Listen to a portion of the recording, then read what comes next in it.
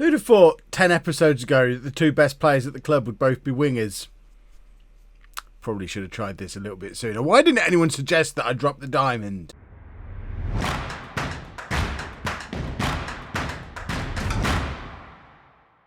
Hello and welcome to part 172 of It's Coming Home. I'm Kevin. Coming up on today's episode, we were supposed to be showing you the Ajax game in the Champions League, but thanks to a victory over Benfica and other results going our way, mainly Paris Saint-Germain failing to beat Ajax, a draw with Ajax, and we've actually already qualified. So rather than showing you the final game, which is against Ajax, which should be a foregone conclusion, and even if we lose it, I think we still finish top of the group because we've got a better head-to-head record with Benfica, and Paris Saint-Germain can't catch us. So we've already won our group in the Champions League, which is mad. But we do have two interesting Premier League games. West Ham, who are third, Arsenal, who are second. They're the two teams that are 5 points behind us. The chasing pack are then a further 5 points behind them. So it's going to give us a good idea of exactly where we stand in this Premier League table. We know we're at the top of it at the moment. We might not be at the end of the episode. Equally, we could be even further ahead. Since you were last with me, everything has been going really, really well, apart from one horrible Saturday afternoon in Norwich, which, I mean, it's not the first time someone said that sentence, so we're just going to write that one off as a Champions League hangover. They happen from time to time. They might happen again in the Arsenal game today. But let's not worry about the Arsenal game initially. Let's focus on West Ham. And this is not the team we're putting out there because I haven't picked it yet. One moment. Much better. This is the team we're putting out there to face West Ham. We've got Powell in goal, a back four of Candemil, Beron, Lee and Meyer, with Alves and Cristiano in midfield, Duric, Manu and Flager as the attacking midfielders behind Mira. I am trying to buy Duric permanently because he has been awesome. 7 goals in 11 games for us, including a hat-trick against Chelsea in the last game, and was just dominant against Benfica. Paris Saint-Germain want £160 million though. Thankfully, Flager is already ours, and he's got 10 goals from 14 starts, so even better. They are both very, very good. Slight bit of worrying news is that Yaman is out for up to 5 months. I think it's scaled down to 2 to 3 months because we sent him to a specialist. He's got like a bit of red on the side of him and it hurts, so he's not going to be available for a little while. That does kind of change my plans for January, which were to lose one of the central midfielders. We've got Alves, Cristiano, Zupancic and Yamin, and I was planning on letting one of them go because along with the Xavi Rodriguez money, which should be coming through any day because I think it's Valencia he's on loan at, there's a clause in his loan there that as soon as he's played 20 games for them, they buy him for £24 million. It's not even an option, they just buy him. Which I didn't realise that was a thing, but it's different to a future fee. It is a after 20 match loan option, and considering he's got 9 goals from 12 starts in La Liga, this is a good striker. We should have probably persisted with him a little bit longer, but he did have 2 seasons for us and just wasn't getting the job done. But there should be £24 million coming in there. If we could have brought in another £50 million or so for one of those 4 midfielders, we could have maybe had a stronger effort to bring Duric in permanently. It's looking unlikely, so we're just going to have to make the most of him while he's here on loan and focus on finding a longer term replacement for that left hand side. Paul Edmonds off of England, anyone? He's my number 1 target, but I suspect he's going to be really rather expensive as well, and obviously Liverpool are going to be reluctant to sell him to a divisional rival. Not that Liverpool are a rival, because they don't ever win anything anymore. Right, this is a game we should be winning against West Ham. West Ham, who are, as we said before, third in the league, level on points with Arsenal. Arsenal and West Ham seem to be our biggest challenges in this first half of the season, although, as we've seen in previous seasons, we know West Ham do tend to fall off the pace in the second half of the season, but they might not be falling yet, so They could get one last big win in before their form collapses at Christmas. They've got Van der Horst, our former player, playing for them at right back as well. That's the second time he's played right back for them against us, which is weird because I don't think I ever once played him as a right back. He was, as far as I was concerned, out and out centre back, but West Ham obviously see him as a right back, and Manu has just scored a lovely goal, his second of the season.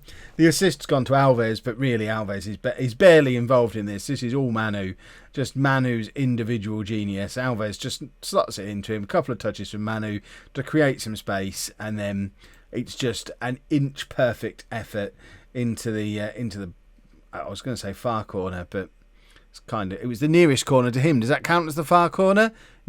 From that range, you just hit it hard and it goes into goal. You don't need to be more technical than that. This is why I'm not a radio commentator. Flager, possible handball there? We're not going to worry about it now because Juric just scored yet again. That's his 5th goal in 3 games. But the initial cross from Flager looked like there was a handball from this West Ham defender here. So Flager, I mean, you don't even see any kind of deflection from it from that angle. So I'm not going to worry about it. Juric has scored. It's 2-0 to home after 35 minutes. And as it stands right now, we're 8 points clear at the top of the league. That means Arsenal must be losing against whoever they're playing. Manu's in again and Manu scores again and it's 3-0. And this team is starting to gel together and click and look awesome. If we can keep this kind of form going, I daren't say it, but if we can carry on playing as well as we have been for the last 8 or 9 matches, this could be the year. It really could be the year. I hope this form translates into Europe. We did look very, very good against Benfica in the game you didn't see. It'll be interesting to see how we get on against Ajax, then obviously who we get in the first knockout round. But this is... everything seems to be coming together. I don't know what's gone on with the league table here, why it's not lining up properly. It seems to be whenever we switch back and forth between Premier League and Champions League, that gets messed up. And now it's going to be even more messed up. I should have paused before trying to fix it. We don't have much information on at all now. There we go. That's fixed. Mayer just gave up chasing that. What is he thinking there? If we concede a goal there, I'm going to sack Mayer. Powell has got Mayer out of jail there. But unless Mayer is injured, what possible excuse has he got for just he took like 2 steps, had a little look and thought, oh, you know what? Don't fancy it. And even the corner that it led to, we've had to do a goal line scramble to keep the ball out. We need to be having a word with Mayer at half time. Once again, it's a story of the attacking midfield 3 though. Mira really not doing it for us this season. Hopefully he will get his act together as the season goes on. But both him and Akamo, neither of them have been great playing as this lone striker.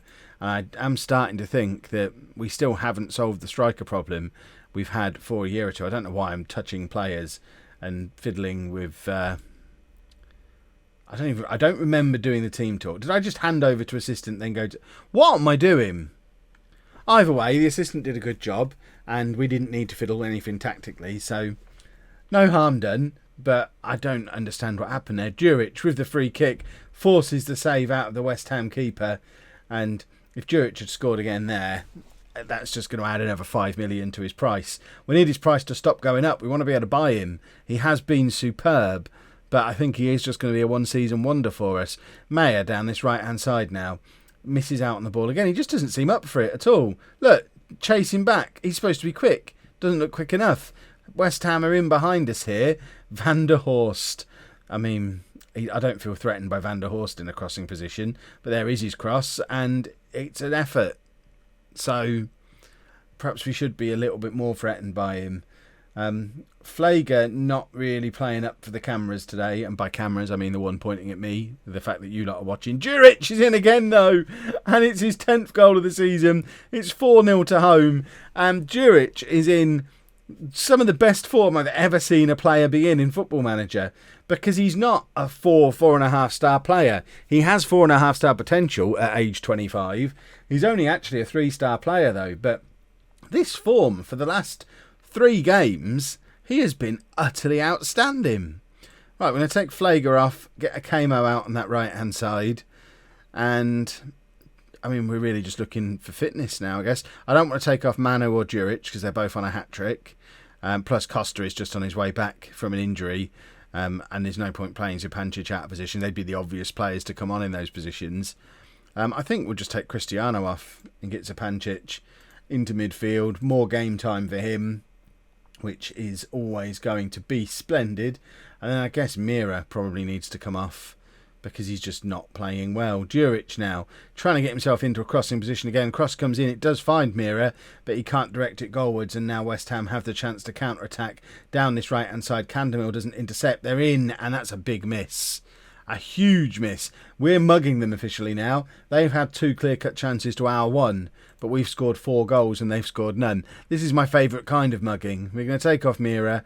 Sakwa can have a rare little 10-minute spell playing up front on his own to see what he can do at that. I mean, I'm open to admitting at this point that he was a poor signing. We bought him in for £29 million when I was still planning on using the diamond, and I think it's pretty clear at this point it's going to take something pretty desperate to get back to the diamond, and Sakwa's never going to play up front on his own, so unless he turns into a winger, which he might have to if Juric was to pick up an injury, but I think Sakwa probably isn't ever going to be a regular player for us, and perhaps we should have kept Rodriguez and not bothered bringing in Sakwa.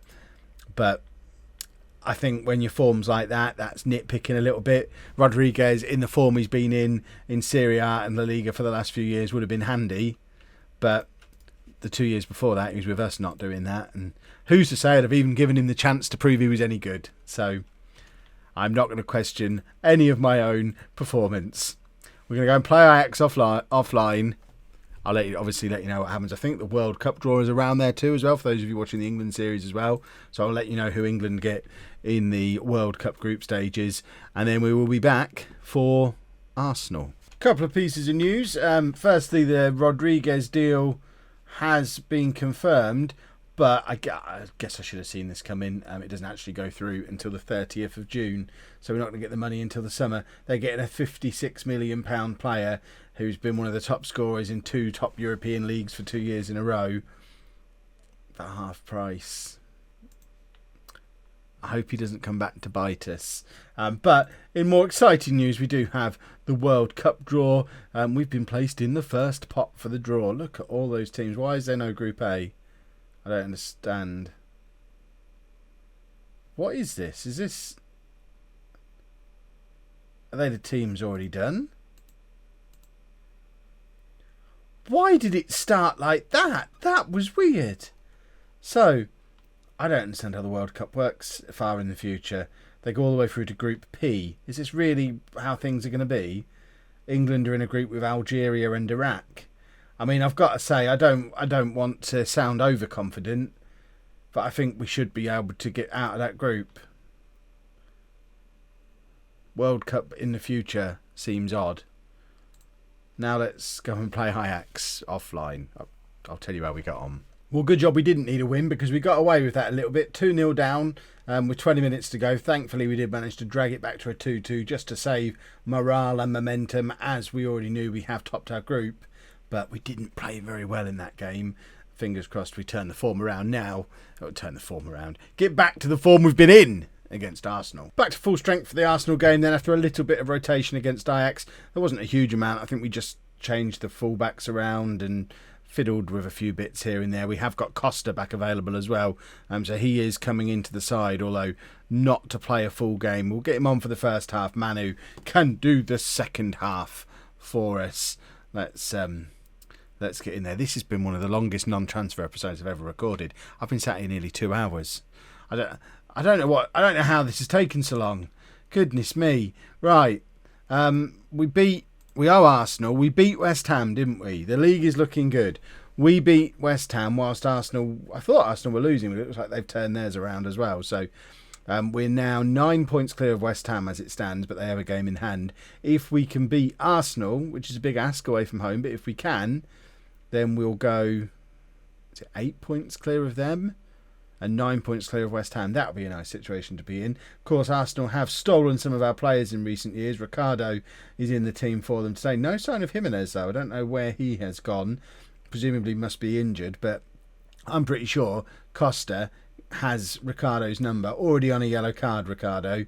I don't think he's good enough to combat a fully fit Costa. The only problem, of course, is Costa's not fully fit and his part of the game is almost over. Manu's just going to have to come on and take over that role and be the one who torments Ricardo and hopefully gets him sent off. I mean, he wasn't even one of the ones who forced through a move. I let him go. I just set a price and they met it. I didn't want him. I wanted to be able to change to this system, but I still feel spiteful. I'm just a spiteful man. Right, second half, Manu is on for Costa. Just more of the same. This result will be absolutely fine. A draw away at Arsenal when they're in the form that they're in, I can live with that completely. We still would stay 5 points clear at the top of the league. Still with just the one defeat against Norwich to blot our copybook. But Manu has got other ideas. Playing it out wide to Juric. There are options in the middle. One of them is Flager. What a save from the Arsenal keeper. But it was another lovely move. And Flager, he's already the joint top scorer in the Premier League. I thought he was going to take a step out on his own at the top. I'm distracted by the fact Arsenal have just brought Pepe Herrero on, who, if you remember, Cristiano's just scored. But if you remember, Pepe Herrero is the defensive midfielder we had on loan from Real Madrid a few years ago, who ended up at Bournemouth, I think. It looks like Arsenal are just collecting defensive midfielders that have played for home. They've now got Jimenez, Herrero and Ricardo. Presumably they're going to be after Thompson from Man United. And Dean Morris, who's already retired. They'll want Alves, although we've turned him into a central midfielder. Don't know why they need so many defensive midfielders, just particularly ones who've passed through us. Right, Mira, not playing well again, so Akemo can come on for him. This is the first time Akemo's played up front, I think, since losing his place in the side to Mira when he was just completely ineffectual for however many games in a row. I'm toying with the idea. Of course, it would be him who scored. Ricardo goal, assist from Herrero. Brilliant. A goal made in home. I am toying with the idea of changing up the instructions for the lone striker.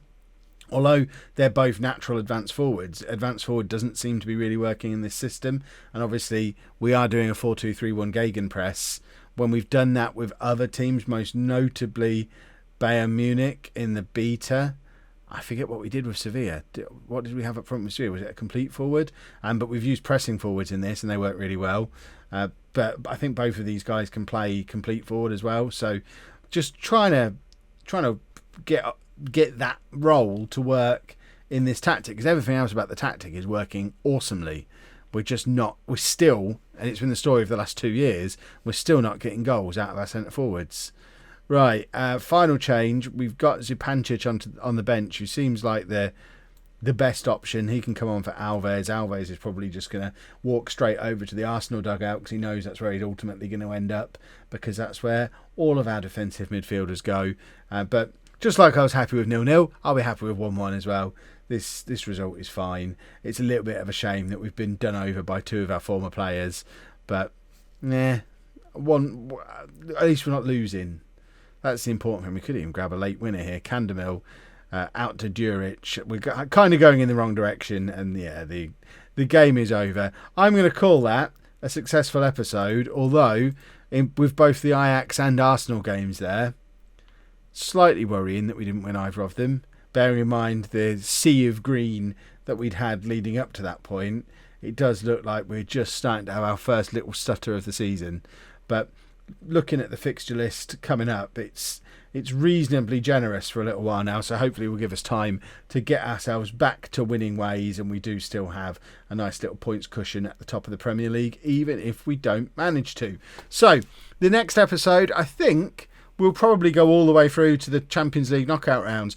I don't know who we're playing yet, because for some reason the draw hasn't happened, but we'll be back tomorrow with the first knockout round of Man United. Probably that gets us all the way through January. I don't expect any transfer business in January because we don't really have any money to spend, but obviously never say never. We might end up selling someone and doing a bit of business that way, but it will most likely be Champions League knockout round first leg plus Manchester United, and we'll take it from there. If you've enjoyed that, please make sure you leave a nice big thumbs up on there for me. Subscribe to the channel for daily Football Manager videos, and thank you very much for watching.